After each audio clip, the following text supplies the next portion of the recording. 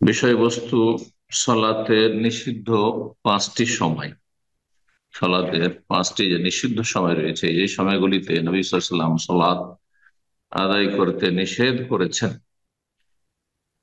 এই সময়গুলি সম্পর্কে আলোচনা এবং কোন ধরনের সালাত আদায় করতে নিষেধ করেছেন। যদি এই বিষয়ে আনুষঙ্গিক আলোচনা বা অন্যান্য আলোচনার সাথে আমাদের এসেছে, কিন্তু আজকে এই বিষয়টি হচ্ছে আমাদের শেষ দিকের বিষয়। ইনশাআল্লাহ তাআলা আমরা ফিকহুস সালাত শেষ করতে যাচ্ছি, তারপরে ইনশাআল্লাহ জানাজার পর্ব আমরা খুব শীঘ্রই শুরু করব। তো বলছেন লেখক, আওকাতুন নাহি, নিষিদ্ধ সময়গুলি। আওকাতুন নাহি আনিস সালাতে খামসা, সালাতের নিষিদ্ধ সময় হচ্ছে পাঁচটি। এই মর্মে কয়েকটি হাদিস নিয়ে এসেছেন। প্রথম হাদিস আবু সাঈদ খুদরী রাদিয়াল্লাহু তাআলা আনহু থেকে বর্ণিত। তিনি বলেন, কালা রাসূলুল্লাহ সাল্লাল্লাহু আলাইহি ওয়াসাল্লাম, রাসূলুল্লাহ সাল্লাল্লাহু আলাইহি ওয়াসাল্লাম বলেছেন, লা সালাতা বাদাল আসরি হাত্তা তাগরুবা আশ-শামস, আসর পরে কোনো সালাত নেই যতক্ষণ পর্যন্ত সূর্য অস্তমিত না হবে। ওয়ালা সালাতা বাদা সালাতিল ফজরি, আর ফজরের সালাতের পরে কোন সালাত নেই হাত্তা তাতলু আশ-শামস, যতক্ষণ পর্যন্ত সূর্য উদিত না হবে। মুত্তাফাকুন আলাইহি, হাদিস বুখারী মুসলিম। সহিহ বুখারী 586 এবং সহিহ মুসলিম 827 নম্বর হাদিস। তো এই হাদিস থেকে আমরা কি জানলাম? জানতে পারলাম যে দুটি সময় সম্পর্কে শুধু জানলাম। আসরের পরে কোনো সালাত নেই সূর্য অস্ত হওয়া পর্যন্ত, আর ফজর পরে কোনো সালাত নেই সূর্য ওঠা পর্যন্ত। তাহলে দুটি সালাত হচ্ছে নিষিদ্ধ সময় এই হাদিসের আলোকে। এই দুটি সময়, আরো তিনটি সময় সামনের হাদিসে আসছে। এই দুটি যে সময়, আসর থেকে নিয়ে মাগরিব পর্যন্ত দীর্ঘ সময়, কমপক্ষে 2 ঘন্টার কাছাকাছি বা তার বেশি। এইরকম ফজর পর, ফজর শেষ করার পরে সূর্য ওঠা পর্যন্ত প্রায় সোয়া ঘন্টার মতো সময় থাকে সাধারণত সৌদি আরবে, যা দেখা যায়। এখন কেউ বিলম্ব করে সালাত আদায় করে সূর্য ওঠার 15 মিনিট আগে, 20 মিনিট আগে, সেটা সুন্নতের খেলাফ সালাত। কিন্তু যথাসময়ে শুভ সাদেকের পরে যদি আধা ঘন্টাও সময় দেওয়া হয় আর তারপরে সালাত শুরু করা হয়, তারপরে দেখা যাবে যে 1 ঘন্টা বা তারও বেশি সময় এখন সূর্য উদয় হতে আছে। তো এই যে দুটো সময় রয়েছে, এই দুটো সময় হচ্ছে আওকাতুন নাহি, নিষিদ্ধ সময়, কিন্তু মুয়াস্সা মানে প্রশস্ত সময়। এই সময়গুলিতে কারণগত সালাত পড়া যাবে, কারণগত সালাত পড়া যাবে। কোনো কারণ যদি হয়ে যায়, বিভিন্ন কারণ হতে পারে, যেমন জানাজা প্রস্তুত হয়ে রয়েছে, কাজার সালাত আছে, তাহিয়াতুল মসজিদ, মসজিদ আপনি প্রবেশ করে বসতে চাইছেন, এটি হচ্ছে সালাতের কারণ। এখনই আপনাকে সিদ্ধান্ত নিতে হবে, ইস্তেখারা করতে হবে, সুতরাং ইস্তেখারার সালাত, যে কোনো কারণগত সালাত। তারপরে আপনার চন্দ্রগ্রহণ, সূর্যগ্রহণ ইত্যাদি, এগুলি কারণগত সালাত। বিনা কারণে নফল পড়বেন না এই সময়গুলিতে। আর বাকি তিনটি ওয়াক্ত রয়েছে, যেই সময়গুলি খুব সীমিত সময়, অল্প সময়, ওই সময়গুলিতে মানে নিষিদ্ধতা আরো কঠোর। এই সময়ে সালাত নিষিদ্ধ কঠোর ভাবে। এই জন্য এই সময় কারণগত সালাতও পড়বেন না, অনেক ওলামা বলছেন। হাদিসটি দেখা যাক। উকবা বিন আমির রাদিয়াল্লাহু তাআলা থেকে বর্ণিত, তিনি বলছেন, সালাসু সাআতিন, তিনটি সময়কাল রয়েছে, কান রাসূলুল্লাহ ইয়ানহানা আন নুসাল্লিয়া ফিহিন্না, রাসূলুল্লাহ সাল্লাল্লাহু আলাইহি ওয়াসাল্লাম আমাদেরকে নিষেধ করতেন সেই সময়গুলিতে সালাত আদায় করতে। আও আন নাকবুরা ফিহিন্না মাউতানা, এবং আমাদের মৃতদেরকে কবরস্থ করতেও নিষেধ করতেন, তাহলে দাফনও নিষেধ করতেন এই তিনটি সময়। তাহলে দাফন করা মানে জানাজা পড়া, জানাজা পড়তে নিষেধ করতেন। হেনা, 1 নম্বর হচ্ছে হেনা তাতুল শামস বাযিগা, যখন ঠিক সূর্য উদিত হচ্ছে, সূর্য উঠছে, হাত্তা তার, যতক্ষণ পর্যন্ত সেটা পুরো উপরে উঠে না যাবে। ঠিক সূর্য ওঠার বা সূর্য উদয় হওয়ার মুহূর্ত, ইশরাক যেটিকে বলা হয়, সূর্য যখন উঠছে, কতটা উঠে যাবে? 1 বর্ষা পরিমাণ পর্যন্ত অন্য হাদিস রয়েছে, তিদারমহীন, যাতে করে পুরো সূর্যটি নজরে আসে।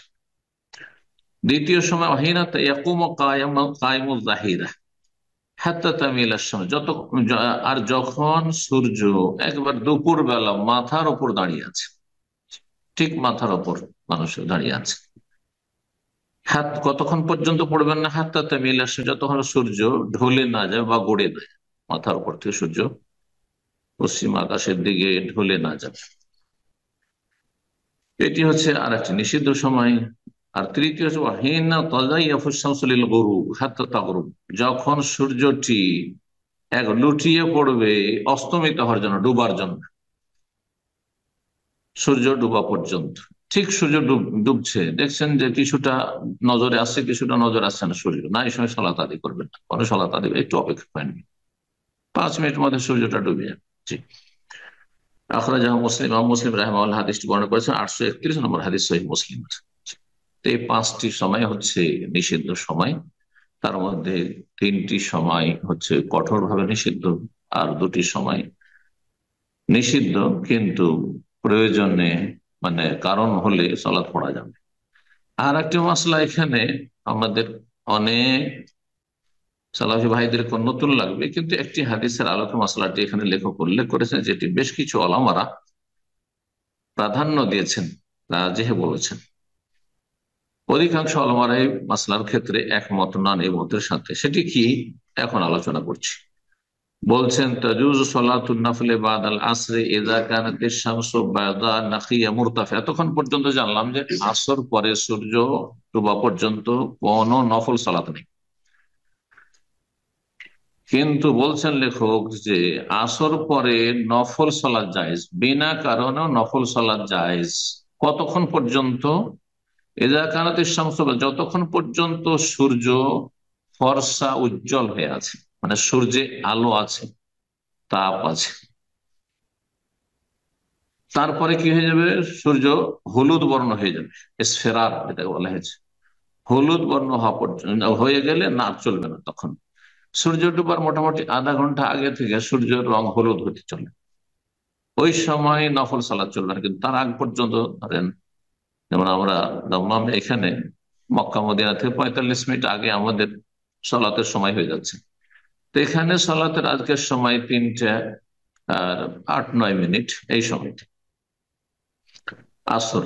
তারপরে আধা ঘন্টার মধ্যে, আমি 15-20 মিনিট পরে জামাত শুরু হয়ে যাচ্ছে, আধা ঘন্টার মধ্যে সালাদ শেষ হয়ে যাচ্ছে, তাহলে 3টা 40-এ আমাদের সালাদ শেষ হয়ে যাচ্ছে। তারপরে কিন্তু যথেষ্ট গরম থাকছে, আর সূর্যে প্রখরতা, রোদের প্রখরতা রয়েছে, এবং সূর্য এখনো ফর্সা উজ্জ্বল হয়ে আছে, প্রায় আপনার 5টা পর্যন্ত কাছাকাছি, 1 ঘন্টার মতো, মানে 5টা পর্যন্ত। ঠিক 1 ঘন্টার মধ্যে তাহলে নফল সালাত পড়া যাবে বিনা কারণে হলেও। ওই কথাই বলছেন, এজা কানাতের শামসুবাইদা, সূর্য যখন সাদা উজ্জ্বল হয়ে থাকবে, নাকিয়া একবার স্পষ্ট হয়ে থাকবে, তার মানে সূর্য আলো দিচ্ছে স্পষ্ট, মুরতাফে এবং আকাশের ওপরে থাকবে, ওপর ভাগে থাকবে, একেবারে নিচে নেমে যায়নি, তার মানে শেষ আধা ঘন্টা 40 মিনিট, তাহলে নফল পড়া যাবে না বিনা কারণে, কিন্তু তার আগ পর্যন্ত পড়া যাবে। এই মতটি শুধুমাত্র দেখা যাচ্ছে তাবেঈনদের মধ্যে ইমাম ইবনে সিরিন রহমতুল্লাহ আলাইহি, মুহাম্মদ ইবনে সিরিন, আর ইমাম ইবনে জারির তাবারি মুহাদ্দিস এবং মুফাসসিরদের মধ্যে, ইমাম ইবনে হাজম জাহিরের মত, এবং আল্লামা আলবানী রাহিমাহুল্লাহ এই মতটিকে প্রাধান্য দিয়েছেন, বলেছেন হ্যাঁ এটি একটি সহিহ হাদিসের উপর আমল। যে হাদিস সুনান আবু দাউদে রয়েছে, নাসাইতে রয়েছে, এবং হাদিসটিকে আল্লামা আলবানী রাহিমাহুল্লাহ বিভিন্ন তার কিতাবগুলিতে সহিহ বলেছেন। তার মধ্যে সহিহ হাদিসের সিরিজের হাদিস নম্বর 200, হাদিস নম্বর 200। হাদিসটি আবু দাউদে রয়েছে 1274 নম্বর হাদিস, এবং নাসাইতে রয়েছে 573 নম্বর হাদিস। হাদিসটি তাহলে এখানে আমরা পেশ করে দিই। আলী বিন আবি তালিব রাদিয়াল্লাহু তাআলা আনহু বলছেন, আন্নান নবী সাল্লাল্লাহু আলাইহি ওয়াসাল্লাম নাহা আনিস সালাতি বাদাল আসর, নবী সাল্লাল্লাহু আলাইহি ওয়াসাল্লাম আসর পরে সালাত আদায় করতে নিষেধ করেছেন। আসর পরে সালাত নিষেধ করেছেন, নফল সালাত নিষেধ করেছেন। ইল্লা, কিন্তু, ওয়াশ-শামসু মুরতাফিয়া, যদি সূর্য আকাশের ওপরে, ওপর ভাগে থাকে, আকাশে ওপর ভাগে যদি সূর্য থাকে, তাহলে সালাত আদায় করা যাবে। এবং তিনি যখন ইরাকে চলে গেছিলেন, সেখানে এরকম একটি ঘটনা ঘটে, এবং তিনি আসর পরে সালাত আদায় করেন। অনেকেই অবাক হয়ে তাকান, তখন তিনি এই কথা বলেছেন যে নবী সাল্লাল্লাহু আলাইহি ওয়াসাল্লাম বলেছেন আসর পরে সালাত পড়া যাবে যদি সূর্য এখনো উজ্জ্বল হয়ে আছে, সূর্য এখনো তাপ আছে এবং সূর্য আকাশের ওপরে আছে। সূর্য একবারে আহ ডুবার কাছাকাছি হয়ে যায়নি, মানে সূর্য ডুবার আধা ঘন্টা 40 মিনিট আগে থেকে নাই, মানে ঘন্টাখানেক আগ পর্যন্ত তাইলে পড়া যাবে না। এটি হচ্ছে বেশ কিছু আলামাদের মত, যে মতটিকে লেখক এখানে প্রাধান্য দিয়েছেন আল্লামা তৈজরি রাহিমাহুল্লাহ। তাহলে এই আমল করা যেতে পারে। আর এই বিষয়টি আমি বিস্তারিত পড়ে দেখলাম যে নবী সাল্লাল্লাহু আলাইহি ওয়াসাল্লাম যেহেতু জোহরের সন্নত কাজা ছিল, তারপরে আসর পরে পড়েছেন, আর সেটা তো একদিন না কাজা ছিল, তারপরে সারা জীবন আসর পরে তিনি 2 রাকাত করে পড়তে থেকেছেন। এইসব হাদিসগুলি পেশ করে অনেক ওলামারা এটাকে জায়েজ বলেছেন। কেউ যদি প্রয়োজন মনে করে যে আমি নফল পড়বো, পড়তে পারে এই সময়টা আসর পরে পরে ঘন্টাখানেক পর্যন্ত। জি, কিন্তু শেষ দিকে 1-1 ঘন্টা পড়বে। আল্লাহ তাআলা অধিকাংশ ওলামারা, সালাফি ওলামারা, এমনকি হানাবিলা, শাওয়াফি, মালিকি, হানাফি ছাড়া তারা বলছেন যে কারণগত সালাত চলবে, কিন্তু বিনা কারণে সালাত চলবে না আসর থেকে মাগরিব পর্যন্ত। আর হানাফি মাযহাব হচ্ছে যে না, কারণ কোনো নামাজই চলবে না। তাহলে তাদের কাছে ইস্তেখারা নামাজও চলবে না, আসর পরে, ফজর পরে, জানাজা নামাজ চলবে না, তাহলে সূর্য চন্দ্র গ্রহণের নামাজও চলবে না, তাহিয়াতুল মসজিদও চলবে না। এই জন্য এই সময়গুলি তারা কঠোরভাবে বাধা দিয়ে থাকে। তো একটি হাদিস আমল করে, কিন্তু তার বিপরীত যে হাদিস, দুটো সমন্বয় করে দুটো কথা আমল করা উচিত নবী সাল্লাল্লাহু আলাইহি সাল্লামের, এর উপর হানাফি মাযহাবে আমল হয় না। তারপরে আরো কয়েকটি মাসআলা রয়েছে, আমরা আলোচনা করি। বলছেন ইয়াজুজু কাযাউল ফারাইজ ফি তিলকাল আওকাতিল খামসা, এই যে 5টি নিষিদ্ধ ওয়াক্ত, নিষিদ্ধ সময় সালাতের, এই সময়গুলোতে ফরজ সালাতের কাজা করা যায়। এইরকমই কেউ তওয়াফ করছে বাইতুল্লাহ, তওয়াফের পরে সুন্নত রয়েছে 2 রাকাত সালাত জায়েজ, আসর পরে, ফজর পরে, এবং একবারে কঠোর নিষিদ্ধ সময়, ঠিক সূর্য উঠছে, ঠিক সূর্য মাথার উপর সূর্য ডুবছে, ওই সময়ও জায়েজ। অমালাহসাবাবুন, আর কারণগত যে নামাজ সেটিও জায়েজ। কারণগত নামাজ যদি হয় তো এই 5 টাইমে জায়েজ, যেমন তাহিয়াতুল মসজিদ। তবে কিছু কিছু আলেমারা বলেছেন ঠিক যখন সূর্য ডুবতে যাচ্ছে, সূর্য উঠছে, এখন ধরেন 2-3 মিনিটের মধ্যে সূর্য ডুবে যাবে, 2-3 মিনিটের মধ্যে আপনার সূর্য উঠে যাবে, তাহলে একটু অপেক্ষা করে নেন। অনেকেই বলেছেন, লেখক বলছেন যে কারণগত সালাত যেমন তাহিয়াতুল মসজিদ, এইরকমই উজু করলেন আপনি, তাহিয়াতুল উজু পড়তে চাইছেন, সালাতুল কুসুফ সূর্য চন্দ্র গ্রহণের নামাজ এগুলি পড়তে চাইছেন, বা পড়া সুন্নাতে মুআক্কাদা সূর্য চন্দ্র গ্রহণের নামাজ পড়বেন আপনি এই নিষিদ্ধ সময়গুলিতে, তাহলে ঠিক মাথার উপর সূর্য, ঠিক সূর্য ডুবছে, ঠিক সূর্য উঠছে, এই সময়গুলিতে সালাতুল কুসুফ পড়া যাবে। জি।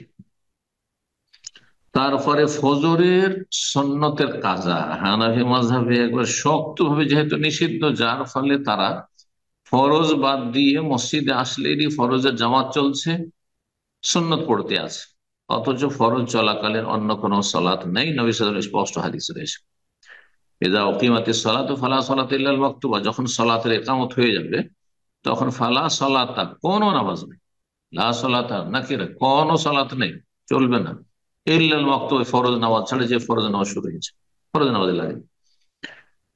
কিন্তু এটা করতে থাকে ইন্ডিয়া, পাকিস্তান, বাংলাদেশের লোকেরা সৌদি আরবে থাকে, দেখা যায় এখানে এসে এই কট্টরপন্থা আসার পরে কোন একটা পিলার খুঁজে দেয়ালের আড়ে বারান্দাতে শুরু করে দিয়ে শোনা শুরু করেছে, এদিকে জামাত চলছে।